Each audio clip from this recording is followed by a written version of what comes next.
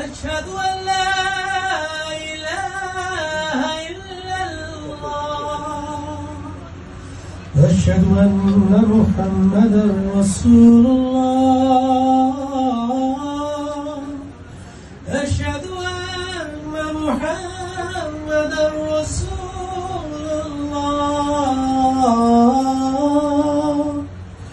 हय्य अलस्सलाह हय्य अलस्सलाह।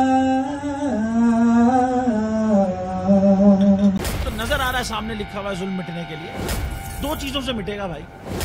एक, अदल की कुर्सी पे जो लोग बैठते हैं ना, वो अदल के हिसाब से फैसले करने लगे। दूसरा, कौम निकल खड़ी हो जुल्म के खिलाफ, तो जुल्म खत्म हो जाएगा। या इन दोनों में से कोई एक चीज हो जाए या दोनों हो जाए। अगर 420 का मुकदमा था, उस वक्त अदलिया में जो लोग बैठे हुए केस देख रहे थे, वो पूछते ना यार चीट हुआ कौन है। जब उनको दिखता कोई चीट नहीं हुआ, केस खत्म कर देते। तो जालिम जुल्म कर ही नहीं पाता। 9 जजेस ने नोट बिफोर किया मेरे केस को यार, 1.5 साल चला। शख्सी जमानत का केस, सेम केस इस्लामाबाद में कर दिया। एक ही इल्जाम पे 2 केस हो नहीं सकते भाई।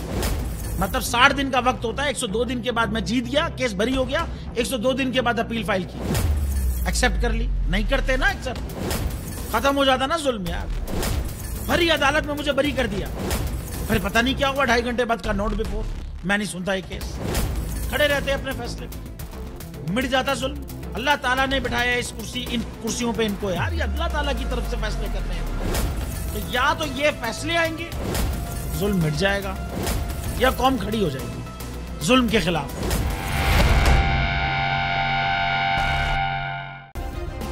सब्सक्राइब करें और बेल दबाएं ताकि कोई खबर रह न जाए।